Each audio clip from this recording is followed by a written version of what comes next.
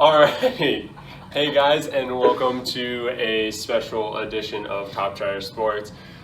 This is our draft prediction reaction video. It's your pre-draft. This is my pre-draft. This is Brett's post-draft video. So just so you guys know, it is Brett. Show him the clock. It is 10:08. There we go. On Wednesday, day before the draft. So we have a couple of things to go over right before the draft, and I'm also going to give out some predictions as to, what I think the outcome of this draft is going to be, or some potential storylines for you guys to watch out for that I'm telling you that you won't get to see until after the draft happens. So basically, we're just going to test to see if I'm right about any of this, and then Brett will follow up after this with the post-draft, what actually happened, how accurate I was, so on and so forth. So let's get started. So again, the draft is tomorrow or today, whenever you're watching it. Zion is projected to go first overall to the Pelicans. I don't see that changing.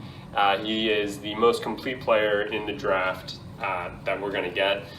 And while there are potentially other players who could end up having a better career than him, Zion is the sure shot to be at least consistently good. Rounding out the top five, we've got, it's the Pelicans with the #1 overall pick.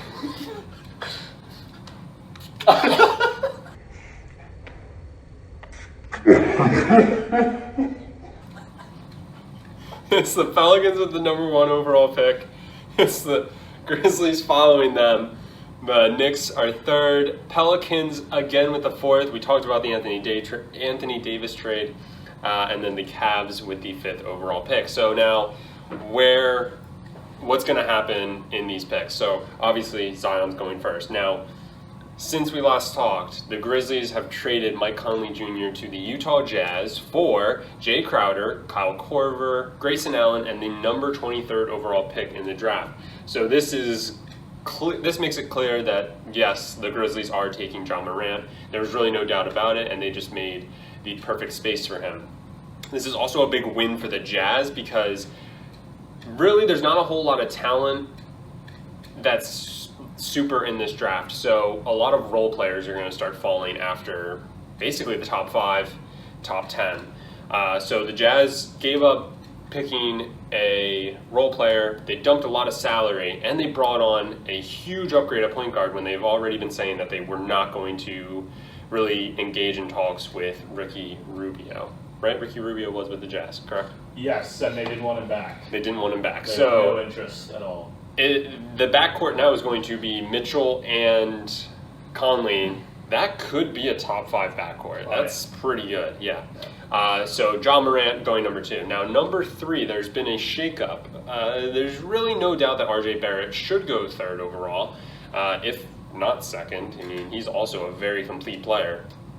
But the Knicks apparently started working out Darius Garland, who I believe played at Vanderbilt, I think. Vanderbilt or Auburn, yeah. Regardless, point guard. This would be stupid for the Knicks to take him.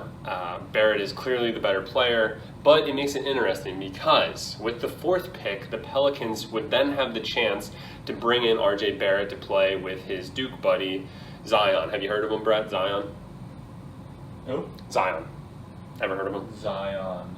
Yeah, he's pretty good. Is that a Greek god? He and Barrett played together. He looks like one.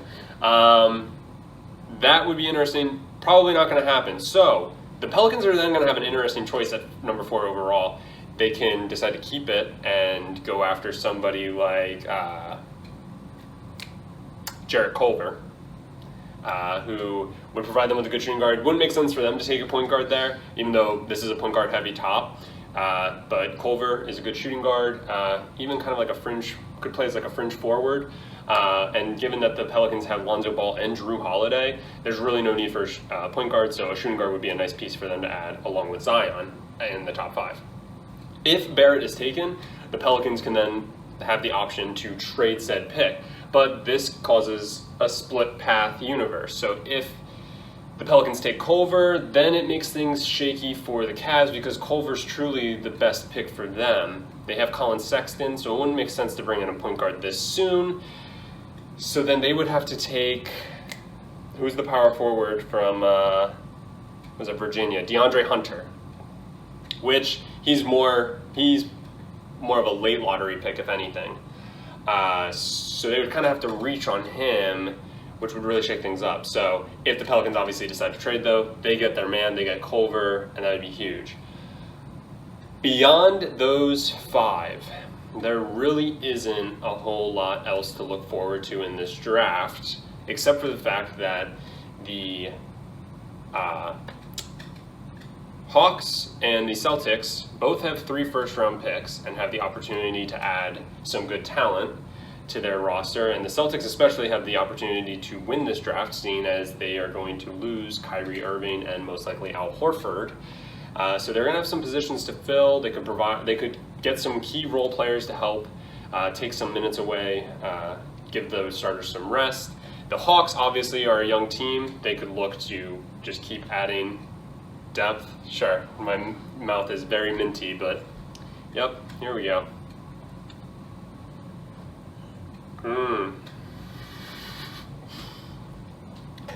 I forget where I was at.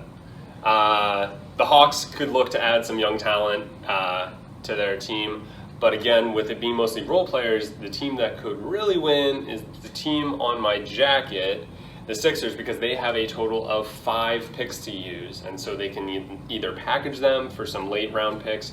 It really doesn't matter because they're going to have the opportunity to add some really key role players, which is going to be huge because it's going to be hard to tell who's going to be a true winner, true loser after the draft tomorrow.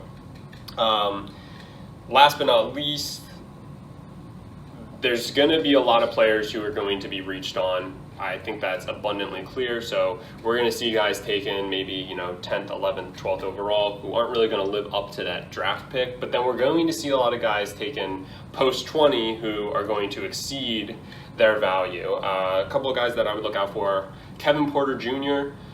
He has kind of been pushed away by the league a little bit by some teams because of his off the court antics. He was suspended. Expect to see him taken post 20, but perform as a top 20.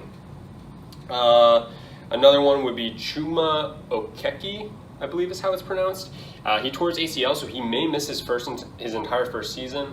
But regardless, that makes him a draft steal because once he's healthy, who knows what this guy can do. He's got some really good potential. And then the last one is Sekou Debumya. I think I said that right. I believe he is playing over in France right now, so he is going to be the youngest player in this draft. And he should be a top 15 pick, I think, but he could end up being a huge steal because we haven't obviously seen him play through our college system, and so he could end up really impressing, similar to Luka, but Luka obviously is he's always smiling, he's always so happy. So that does it for everything that I have to say, everything that I have to cover pre-draft. Brett will be more than happy to tell you guys how wrong I was or how right I was after the draft, as well as giving his first impressions of what everybody did on draft night. Brett, anything else to say? It's pronounced, that name, by the way, it's pronounced Antetokounmpo. Oh, my bad. All right, Brett, future Brett, take it away. Thank you, past Spencer, or Spencer. So yeah, the NBA draft is actually still going on, but it is 10:45, and the first round's not even over, and well, I have work tomorrow, so you know what, we're going to start this video now.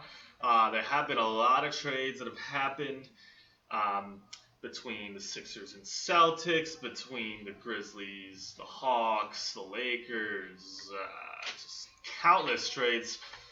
So a lot of these players that just got drafted are certainly going to be moving around and flip-flopping teams and whatnot. But let's check in and see how Spencer did on those predictions. I wrote him down, what he said, so let's see. He predicted Zion would go first overall, John Morant would go second, and RJ Barrett would go third. He actually said that was a lock. He was correct on that, so 1 for 1. Good job, Spence. He then said the Cavs should not take a guard, which I agree with, given that they just took Colin Sexton last year, and he hasn't really had a chance to fully, develop or anything like that this year. But they did, in fact, take a point guard with their pick. So he got that one wrong, and I think the Cavs got that one wrong, to be honest. But we'll see how it plays out. Maybe they can move 1 to the 2. And they're in a rebuild, so you know what? Why not? Just I guess they felt they would take the best available, and sometimes that's what you got to do when you're in a rebuild. So 1 for 2 so far. He then said DeAndre Hunter would be a late lottery pick. That he was taken 4th overall actually, and that was in a trade as well. He was traded up for and taken early there. So 1 for 3 so far. Although I think DeAndre Hunter, the Virginia product, will be a very good player in the draft. As power forward, but I don't know if he was worth taking 4th overall. So that'll be interesting to see. I feel like most of the guys in that, outside of the top 3 though, that 4 through 15 range, they're all kind of like hit or miss. So we'll just have to see how their careers play out. Next, he said Kevin Porter Jr. Would be a post 20 pick, and he was correct on that. Kevin Porter Jr. DeAndre Hunter, by the way, going to the Hawks. I had forgotten, but I just saw it on TV. So that was the Lakers pick,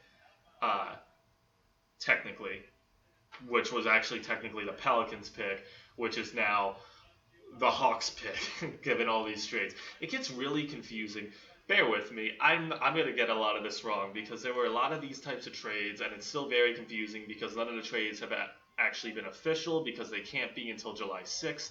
And so this is all just like the rights to, and then like this team's moving that. And I swear some of these draft picks have belonged to like 3 different teams now at this point, and it's just so hard to keep track of. Anyways, also I'm tired. That's beside the point.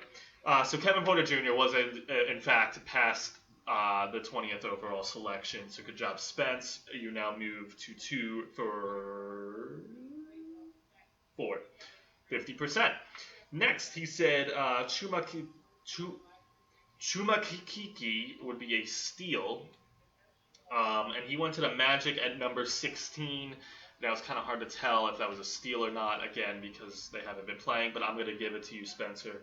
So that's 3 for 5. And the last thing he said was Sekou Debunya would be a top 15 pick, and he went exactly at number 15 to the Detroit Pistons. So nailed that one perfectly. So overall 4 for 6. That's all I got in terms of his predictions. So overall 4 for 6, really not bad, Spencer. Really good job there. Really good job. Both proud and impressed. So there goes that. Other thoughts on the draft that I have, just off the top of my head, Cameron Johnson was taken by, he was taken 10th overall or 11th? 10th or 11th overall. I thought that was really high. This is a guy from North Carolina. He shot the lights out last year, but they were I mean, that's kind of all he can do. There are concerns that that's all he can do is shoot the 3. Not really a balanced player. I thought that was kind of a reach. Bol also really fell. The best shot blocker in the draft easily. I don't even think he's been taken still at this point. We're now on the 29th pick to the Spurs currently. He still hasn't been taken, so that's something that's interesting to me. Cam Reddish went 10th overall to the Hawks, meaning all 3 Duke players were top 10 picks. That's just something that's kind of cool.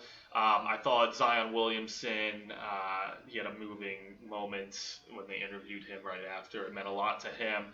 That was cool to see. I mean, you got to remember these guys are younger than me, and they're getting drafted to the NBA, their lifelong dream. So really cool to see just the authentic, real emotions from these guys.